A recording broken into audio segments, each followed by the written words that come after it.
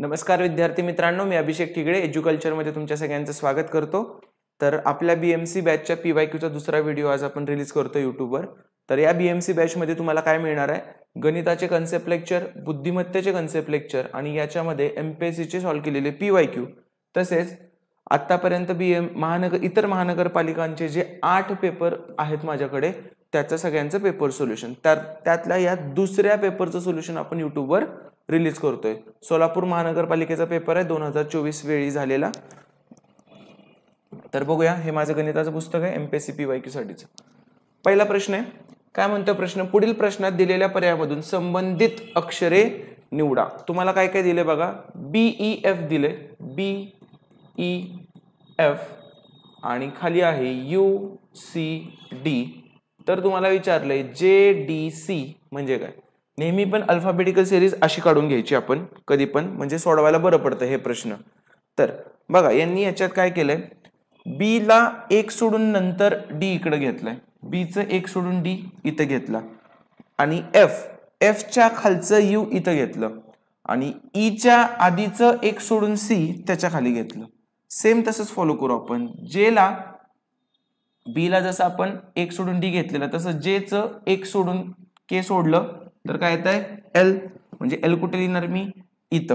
परत सी च्या खालचं किती आहे, सी च्या खालचं एक्स, तर ते सी च्या खालचं एक्स कुठे लिहिणार मी इथं, जसं इथे एफ च्या खालचं यू आहे। आणि नंतर डी च्या आधीचं 1 सोडून काय येत आहे बी, म्हणून आपण काय म्हणू शकतो, याचा आन्सर काय आहे XBL। याच्यात आणि याच्यात जो संबंध आहे तोच आपल्याला याच्यात आणि याच्यात लावायचा असतो, आणि हे नेहमी वर खाली लिहिलं तर खूप इझी पडतं। चला पुढचा प्रश्न, पुढील प्रश्नात दिलेल्या पर्यायामधून संबंधित असणारी अक्षरे निवडा। बघा काय सांगितलंय, परत ते मगाच्या टाइप आहे। KX ला SF दिले त्यांनी, तर BN ला किती, तर K ला F आहे, म्हणजे K च्या आधीचे 4 सोडलेत आणि F इथं लिहिले। X ला S आहे, म्हणजे X च्या आधीचे 4 सोडले आणि S इथं लिहिलं त्यांनी। सेम बी ला काय येणार, बी च्या आधीचे 4 सोडू, 1 2 3 4, आणि काय येणार इथं W, आणि N च्या आधीचे 4 सोडू, 1 2 3 4, आणि काय येणार इथं I, असं म्हणजे -4 करून क्रॉसला लिहिलेले आहेत। तर आन्सर काय आलं आपलं I आणि W। कळालं सगळ्यांना व्यवस्थित। चला पुढचा प्रश्न, ब्लड रिलेशनचा प्रश्न आहे। आणि एक गोष्ट नेहमी लक्षात ठेवा, मॅथ रिझनिंग हे मॅथ रिझनिंग असतं। ते पोलीस भरतीला पडू दे, बीएमसी ला पडू दे, TCS IBPS ला पडू दे, MPSC ला पडू दे, UPSC ला पडू दे, नाहीतर MBA CAT ला पडू दे, फक्त लेवल वेगळ्या होत असतात। आता ब्लड रिलेशनचे हे प्रश्न काही MPSC नाहीत का पडलेत की काय असं वेगळं असणार आहे का, अक्षर मालिकांचे हे प्रश्न आहेत पडले, ह्याच्यापेक्षा चांगले पडलेत, ठीक आहे। त्यामुळं तुम्हाला हा विषय मुळापासून समजून घेणं इम्पॉर्टंट आहे, बाकी काही इम्पॉर्टंट नाही। त्यामुळे बीएमसी ला पडलं तसंच पडणार तसं काही नाही, तुम्हाला किती रिपिटेशन दाखवू, ठीक आहे। पुढे डायरेक्ट त्यांनी कोडिंग मध्ये ब्लड रिलेशन विचारले, आपण पहिल्यांदा प्रश्नाकडून सुरुवात करू। A वजा B आहे, वजाचा अर्थ काय रे, पत्नी आहे। सो A ही पत्नी आहे, स्त्रीला सर्कल करतो कोणाची, B ची, आणि जोडपा आहे म्हणून प्लस चिन्ह लिहिलं। B भागिले C, भागिलेचा अर्थ काय, मुलगा, म्हणजे B हा मुलगा आहे कोणाचा, C चा। परत C वजा D, परत C पण काय झाली, पत्नी झाली D ची, म्हणून हा पुरुष केला आपण चौकोन करून। D भागिले E, भागिलेचा अर्थ काय, मुलगा, D हा मुलगा आहे कोणाचा, E चा। तर B चे D शी नाते काय, B कोण आहे D चा, B कोण आहे रे D चा, हे दोघं नवरा बायको आहेत, त्यांचा मुलगा आहे ना, B हा D चा कोण असणार आहे, मुलगा असणार आहे। आपण ब्लड रिलेशन सोडवताना माझे कन्व्हेन्शन काय आहेत, सर्कल केला की स्त्री, चौकोन केला की पुरुष, अधिक असेल तर जोडप, डॅश मारला तर भावंड, आणि उभी रेष मारली तर ती पिढी चेंज होते, ही पिढी चेंज झालीत सगळ्या, ठीक आहे। अशा पद्धतीने पुढे अजून एक प्रश्न येईल, त्यामुळे तुम्हाला कळून जाईल। दिलेला कागद दुमडून खालीलपैकी कोणता खोका बनवता येईल, बरोबर। डाईसचा प्रश्न आहे, काय करतो आपण डाईस मध्ये, जे अल्टरनेट असतात ते अपोजिट असतात। थोडक्यात हे वर्तुळात आर, हा वर्तुळात आर आहे, हा वर्तुळात आर, आणि हा ई, हे अल्टरनेट आहेत ना, म्हणजे हे शेजारी नसणार, हे विरुद्ध असणार आहेत, म्हणजे आर आणि ई कधीच एकत्र दिसणार नाहीत डाईसवर आपल्याला। परत हा ए आणि एंड अपोजिट होणार आहेत, घडी घातल्यावर ते ए आणि अँड हे कधीच एकत्र दिसणार नाहीत आणि उरलं काय मग सी आणि कॉपीराइट सी, सी आणि कॉपीराइट सी हे सुद्धा एकत्र दिसणार नाहीत. मग दिलेल्या पर्यायामधील ज्या ज्या घनांमध्ये हे दोघं एकत्र दिसत आहेत ते काय करायचे घन तुम्हाला एलिमिनेट करायचे ते ऑप्शन. मला सांगा ह्याच्यात अँड आणि ए दिसते, हा घन बनेल का? नाही, कारण अँड आणि ए काय पाहिजे तरी अपोजिट पाहिजेत, ते दिसलंच नाही पाहिजे. याच्यात आर आणि ई दिसतंय, चालेल का? नाही. परत याच्यात सी आणि कॉपीराइट दिसतंय, चालेल का?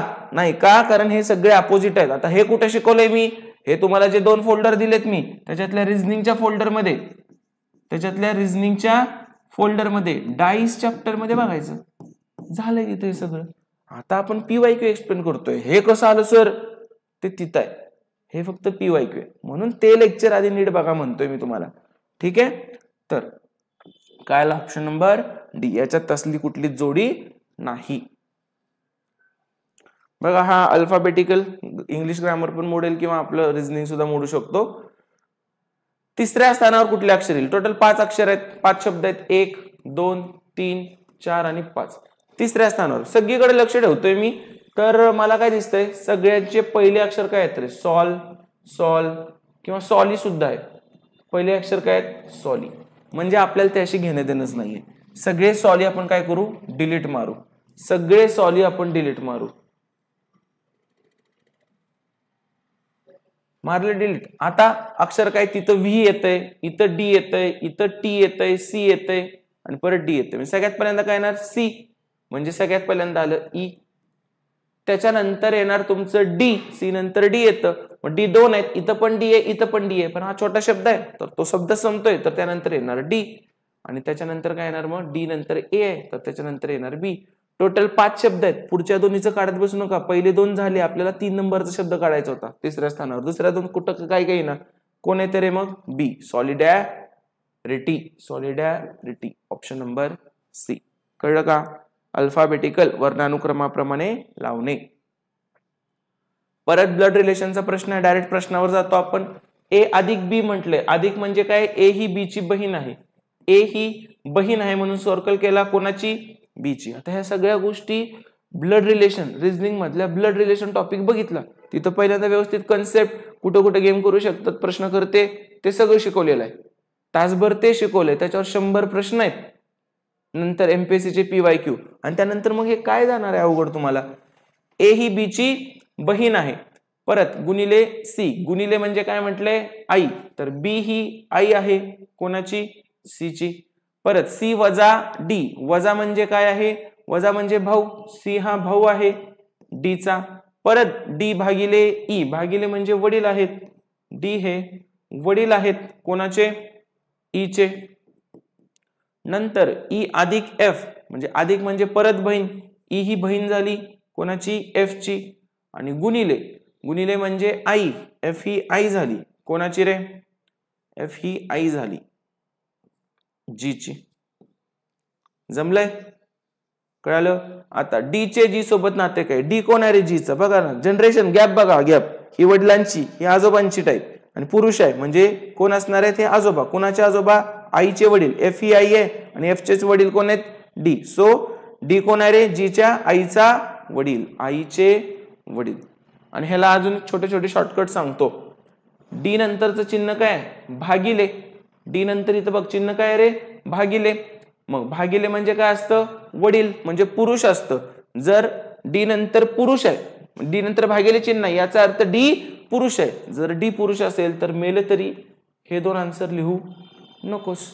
का? कारण डी कधी स्त्री होऊ शकणार नाही. मग राहिला ह्याच्यातला प्रश्न. ठीक आहे, तर या सगळ्या गोष्टी तुम्ही नीट लक्षात ठेवायच्या आहेत. प्रॉपर पद्धतीने असं काढलं की काही चुकत नाही. एका विशिष्ट सांकेतिक भाषेत फ्लेवर हे असं लिहिलं जातंय, तर त्याच सांकेतिक भाषेत एफर्ट कसं लिहिलं जाईल? काढू मग आजचं आपण आपलं. ठीक आहे, काय काय लिहिलंय त्यांनी? Flavour FLAVOR. फ्लेवर कसं लिहिलं जातं? DJYSLO. आणि नंतर काय विचारलं तुम्हाला? Effort EFFORT. एफर्ट साठी कुठला संकेत असेल? तर एफ चं डी झालंय. एफ चं डी झालंय तर काय केलं, एफचं डी होताना एक सोडून आधीचं घेतलंय, एलचं जे झालंय एक सोडून आधीचं घेतलंय, परत एचं वाय झालंय एक सोडून आधीचं घेतलंय, बरोबर. व्हीचं एस झाले तर दोन सोडून आधीचे घेतलेत बघ, त्यामुळे लगेच एक दोन चेक करायचं नसतं, सगळं चेक करायचं. जेव्हा कधी पण विचारलेला प्रश्न पण 6 अक्षरांचा आहे, दिलेला प्रश्न आणि विचारलेला प्रश्न पण 6 अक्षरांचा आहे, एक आणि एक अक्षराचं डिकोड करायचं, पहिल्या दोनचं डिकोड करून भागत नाही, कारण 6 अक्षर असली की ज्याला जे केले त्याला ते करता येतं. पण चित्रविचित्र अक्षर असली ही तर 6 आहेत आणि तर 5च दिले तर तू कसं पण कर, एक दोनचं केलंच तरी सगळ्याला लागून जाते. पण सेम टू सेम अक्षर असली प्रत्येक अक्षराचं करायचं. मग ओचं काय येतंय, एल, ओचं एल म्हणजे परत 2 मार्कची सोडली आणि घेतलंय, आरचं ओ 2 सोडले आणि घेतले, म्हणजे पहिल्या 3 अक्षरात -1 केलेत आणि दुसऱ्या 3 अक्षरात -2. सेम ईच्या मागचं एक सोडून काय येणार सी, एफच्या मागचं एक सोडून काय येणार डी, हे पण डी. आता 2-2 सोडू, ओच्या मागं 2 सोडून एल, आरच्या मागं 2 सोडून ओ आणि टीच्या मागं 2 सोडून Q. CDD LOQ, CDD LOQ, option number C. कळलं, समजलं का? चलो, पहिल्यांदा एक एक सोडलेत, नंतर 2-2 सोडलेत. सिलॉजिझमचा प्रश्न आहे, कुठे बघायचं लेक्चर, परत रिझनिंग सिलॉजिझम तासभर कन्सेप्ट शिकवल्या, त्याच्यानंतर 60 प्रॉब्लेम घेतलेत आणि मग तुम्हाला हे सोडवायला सांगतोय मी. तुम्ही त्याला गोष्टीला असं बघूच नका की अरे हे एमपीएससीचं आहे, तुम्हाला उलट मी भारीतला कंटेंट दिलाय, एकदा ते शिकून तर बघा, तुम्हाला सरळ सेवेची एक्झाम काहीच वाटणार नाही. हे नावाला TCS IBPS पॅटर्न आहे, ठीक आहे, काही सुद्धा तुम्हाला वाटणार नाही. एकदम मुळात शिका तरी माझ्याकडून, माझी शिकवण्याच्या पद्धती पण वेगळ्या आहेत, तुम्हाला ना कुठं फॉर्म्युला दिसेल ना कुठं पाठांतर दिसेल, जस्ट कन्सेप्ट एवढ्या भारी क्लिअर केलेत की तुम्हाला कुठलाच प्रश्न अडणार नाही. काही प्लेट्स जग आहेत बघा, यावाल्या काही प्लेट्स या कोण आहेत रे, जगचं जे लिहितो मी. एकही कप जग नाही, एकही कप जग नाही, झालं. आता चेक करू, काही प्लेट्स कप आहेत, प्लेट आणि कप काय संबंध आहे का, नाही, आपल्या चूक सगळ्यात चूक. आता हे वाक्य तुम्हाला कधी कळणार, जेव्हा ते फोल्डर बघितले तेव्हा. एकही जग कप नाही, एकही जग, बरोबर. जर कप जग नसेल तर जग सुद्धा कप नसणार, त्यामुळे हे बरोबर आलं. म्हणजे ए बीशी बोलत नाही याचा अर्थ बी सुद्धा एशी बोलत नाही. काही प्लेट्स कप नाहीत. आता या ज्या प्लेट्स आहेत की ज्या जगामध्ये त्या कधीतरी कप असतील का रे, नाही, कारण जगाचं आणि कपाचं भांडण आहे, त्यामुळे हे सुद्धा बरोबर.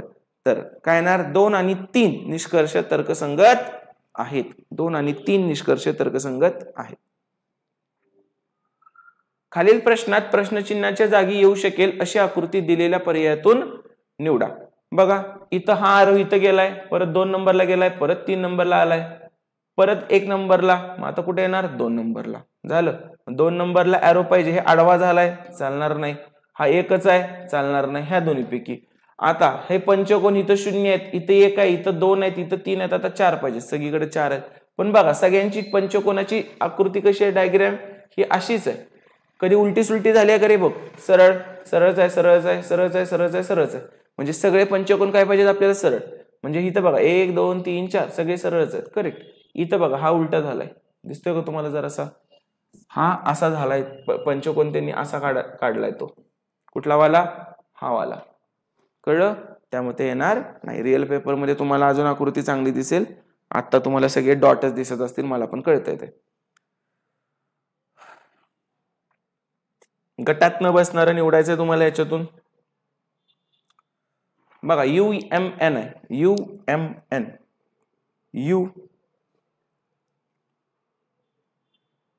M आणि N.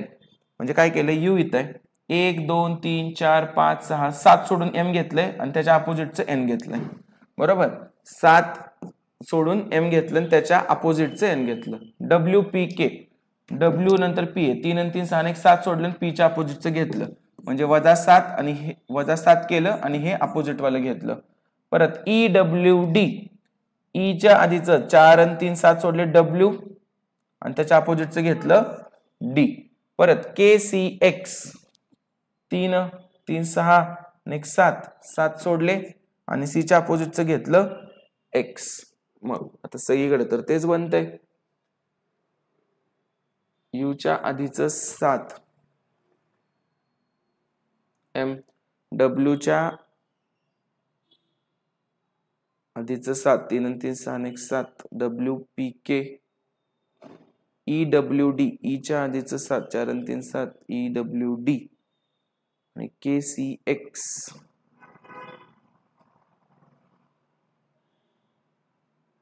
सॉरी KCX मध्ये 3 आणि 3 6, हा हे पण 3 आणि 3 6 आणि 1 7च सोडलेत. वेगळं काहीतरी असेल का मग याच्यात? MN PK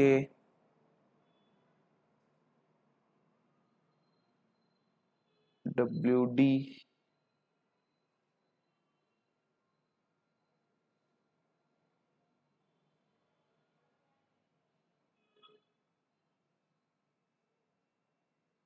CX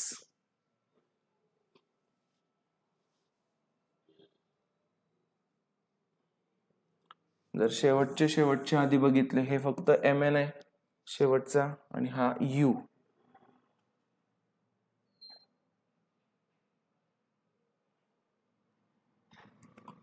PK आणि W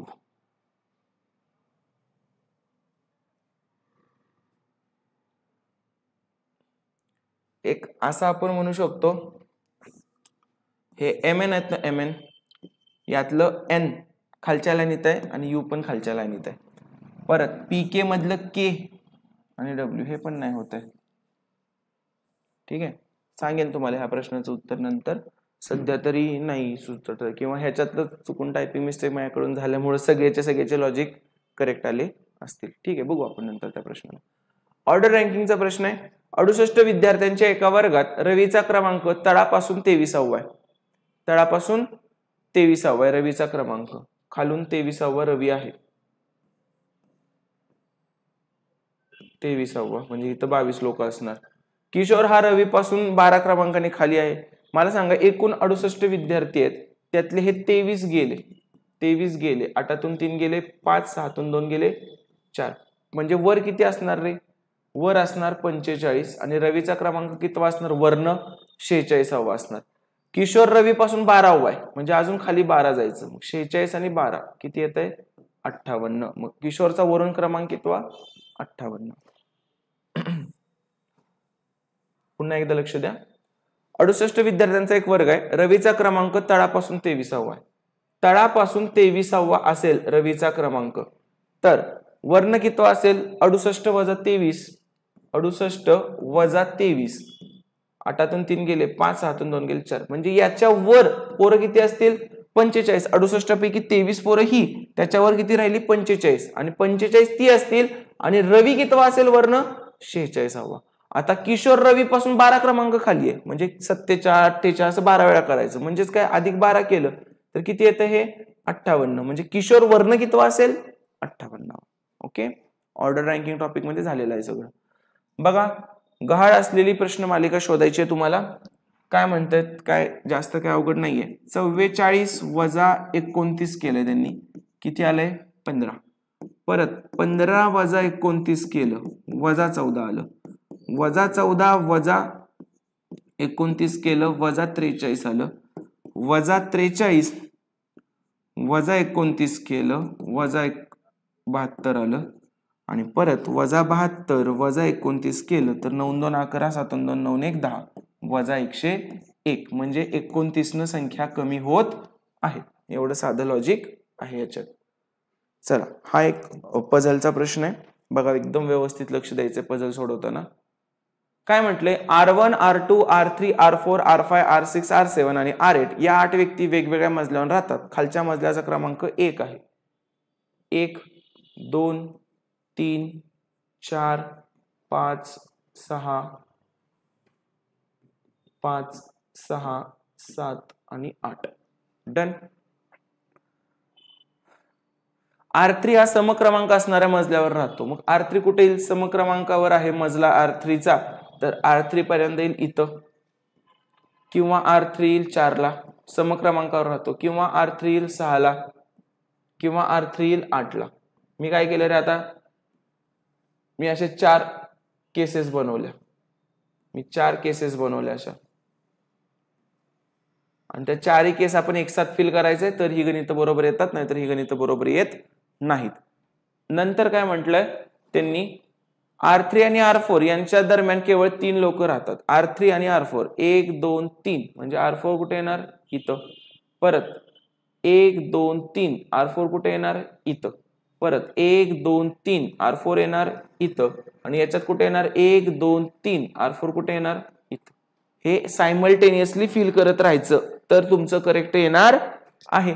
नंतर काय म्हटलंय, R8 आणि R5 यांच्या दरम्यान 5 व्यक्ती राहतात. R8 आणि R5 आणि R8 हा R3 च्या वर राहतो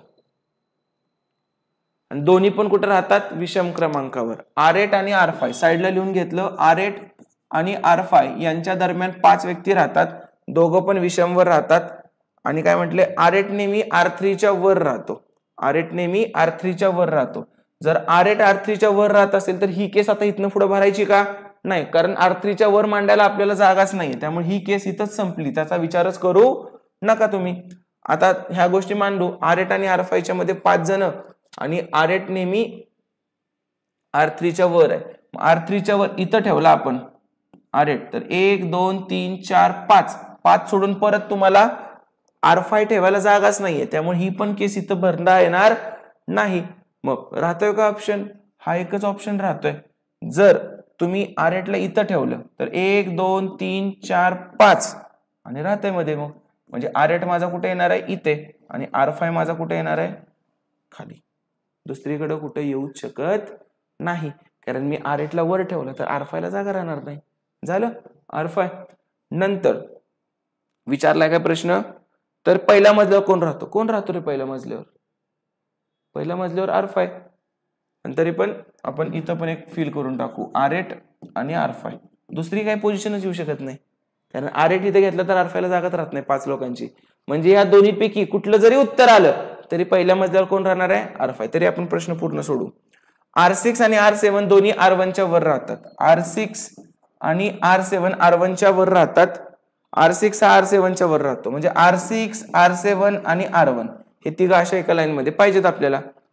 R8 आणि R8 हा R2 च्या वर राहतो. R8 हा R2 च्या वर राहतो. बरं ठीक आहे, R8 हा R2 च्या वर राहतो. R1 आणि R2 यांच्या दरम्यान 3 व्यक्ती राहतात. R1 आणि R2 यांच्या दरम्यान 3 व्यक्ती राहतात. R2 समक्रमांक असणाऱ्यावर राहतो. R2 समक्रमांकावर असण्यावर राहतो. म्हणजे R2 कुठे येणार इथं. R8 हा R2 च्या वर राहतो म्हटलंय. R8 हा R2 च्या वर राहतो, तर R2 येणार इथं. R2 आणि R1 मध्ये 3 व्यक्ती 1 2 3 म्हणजे R2 आणि R1 इथं येणार. आणि आपल्याला काय माहिती आहे R6 R7 राहतात. R6 R7 आणि R1 हे आले का एका लाईनीत. झालं, भरलं का माझं. पहिला मधलं कोण राहतो R5. समजलं. पझल हे फक्त आणि फक्त प्रॅक्टिसने येतं, दुसरं ह्याला काही नाहीये. आता हे समजलं, रात्री तुम्ही घरी जाऊन परत हेच बघताय आणि तुम्हाला सुटलंच पाहिजे. आत्ता येणार नाही, रात्री येईल. आत्ता येईल आणि रात्री येणार नाही, काही होऊ शकतं. पुढे 7चं 32 झालंय, 7चं 32 झालंय, 47चं 72 झालंय. आणि फोडाफोडी करायची नाही, 3 आणि 2 5 आणि असलं काही नाही. तर 7 आणि 32 मध्ये कितीचा फरक आहे रे? 7 आणि 32 मध्ये आहे 25चा फरक. 47 आणि 72 मध्ये पण 25चाच फरक आहे. मग तसाच 25चा फरक आपण बघू. 42-68 मध्ये 25चा फरक आहे का? नाही. 11-35 मध्ये पण 25चा नाहीये. 12-52 मध्ये पण 25चा नाहीये. 19 अधिक 25च किती येते? 44. म्हणून काय येणार आन्सर याचं ऑप्शन नंबर 2. कारण त्यांनी फोडाफोडी करायची नाही असं सांगितलेलं आहे. म्हणजे फक्त सलग नीट लॉजिक लावायचं. JKLMNOP आणि Q या 8 व्यक्ती एका चौकोनी टेबलाभोवती प्रत्येक बाजूच्या मध्यभागी 2 व्यक्ती अशा प्रमाणे बसलेत. एक चौकोनी टेबल आहे, प्रत्येक बाजूला 2 अशा बसलेल्या आहेत. जे ही यांच्या लगतच उजवीकडे बसलेली आहे आणि त्या दोन्ही टेबलाच्या एकाच बाजूला बसलेत. जे काय रे यांच्या लगेच उजवीकडे आणि एकाच बाजूला. हे दिलंय म्हणून असं लिहिलं, नाही तर 2 केस करायला लागले असतात. असं एकदा लिहायला लागलं असतं आणि एन आणि जे असं एकदा लिहायला लागलं असतं, वेगवेगळ्या बाजूला असते तर ठीक आहे. पण एकच सांगितले, सो एकच केस केली आपण. पी ही व्यक्ती के च्या डावीकडे दुसऱ्या क्रमांकावर बसलेली आहे. पी ही व्यक्ती के च्या डावीकडे दुसऱ्या क्रमांकावर बसली. लिहून घेतलं साईडला. दुसऱ्या क्रमांकावर बसलेल्या व्यक्तीच्या समोर बसलेली आहे. दुसऱ्या क्रमांकावर बसलेल्या व्यक्तीच्या समोर बसली आहे. कोण? पी ही व्यक्ती. पी ही व्यक्ती जे च्या उजवीकडे चौथ्या स्थानावर आहे. जे च्या उजवीकडे चौथं 1 2 3 4 म्हणजे पी. म्हणजे पी एन च्या समोर आहे. म्हणजे एन काय रे? के च्या डावीकडे दुसऱ्या स्थानावर आहे. के च्या डावीकडे दुसऱ्या स्थानावर कोण आहे? एन.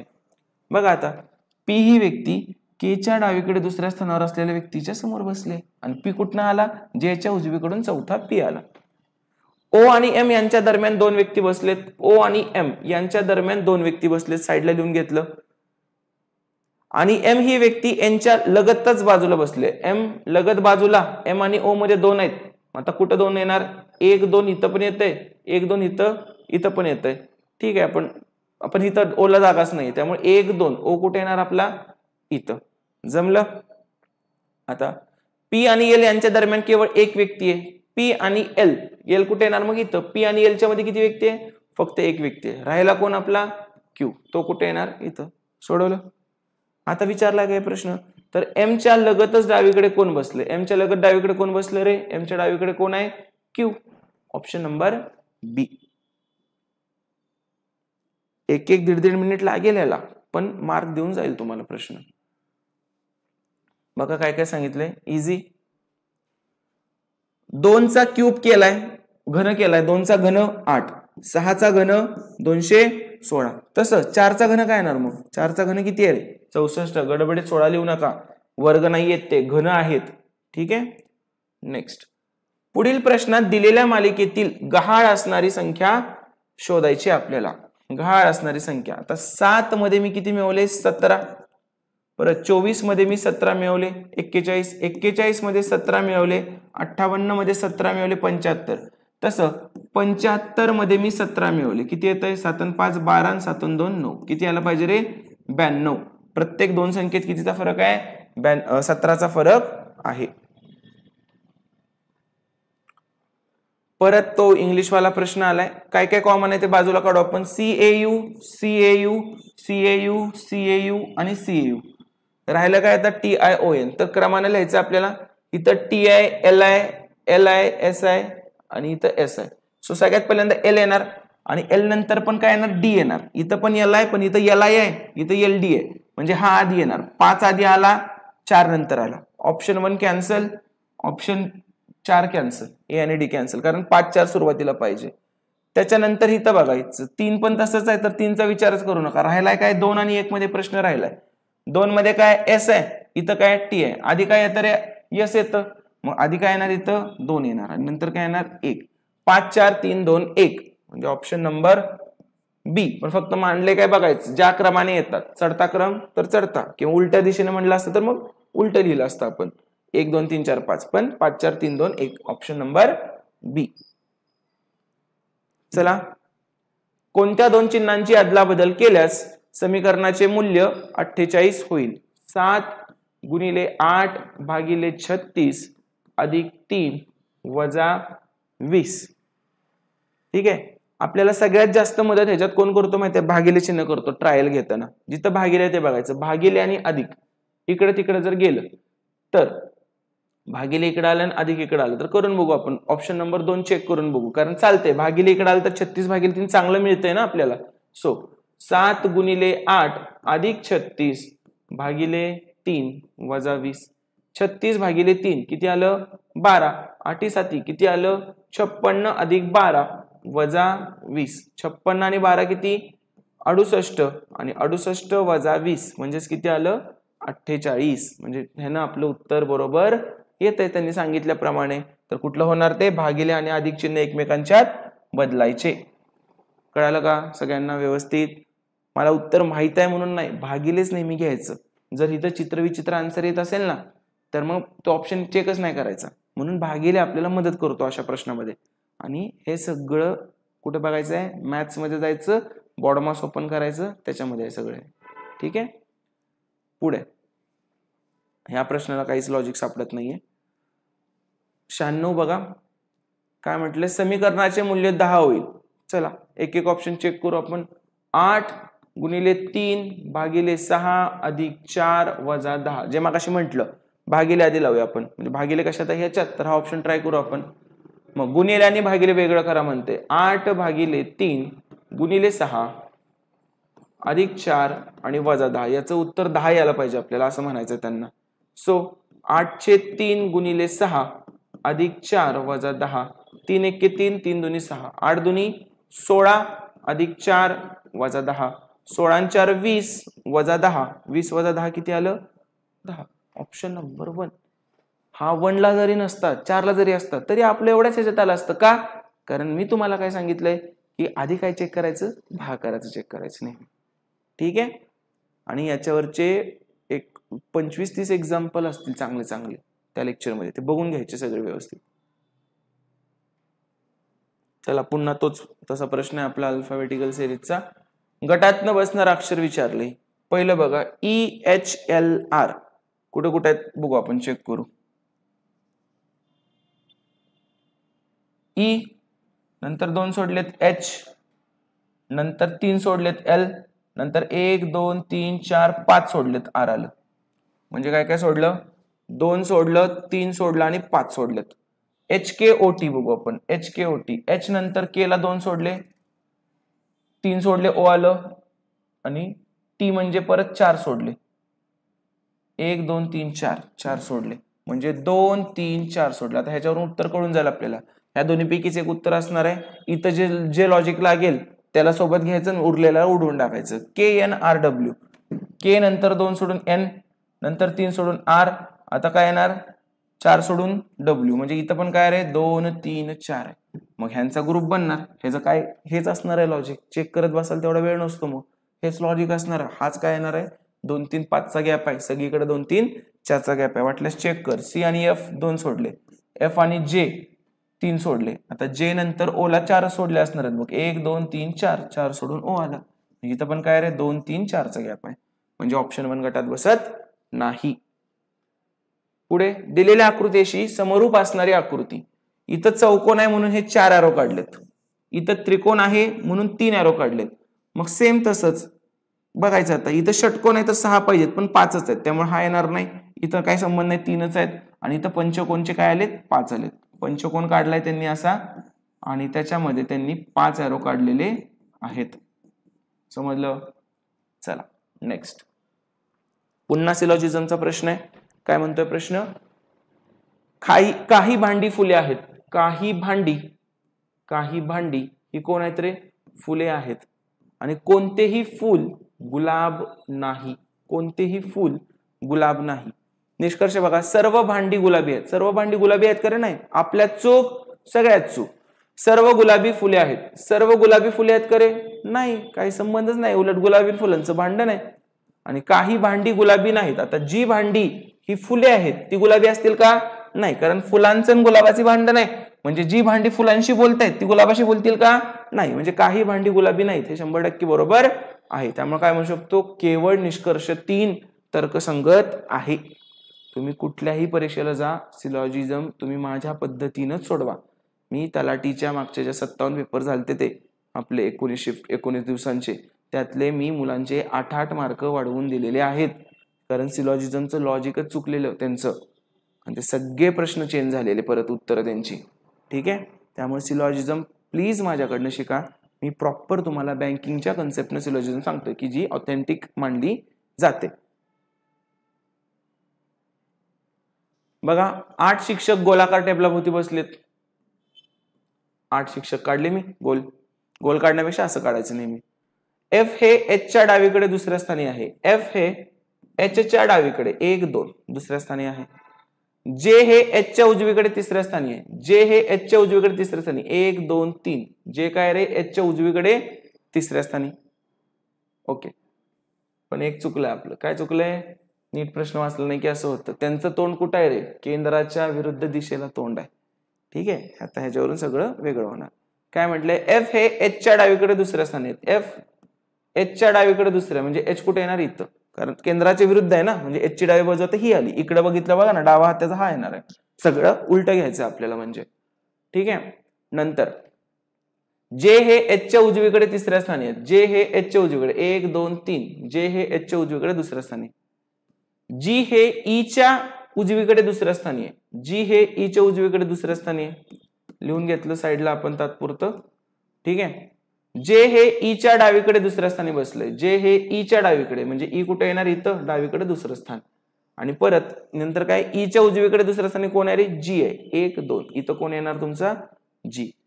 के हे आईच्या डावीकडे तिसऱ्या स्थानी आहे, के इथं येणार, आई इथं येणार, आईच्या डावीकडे 1 2 3.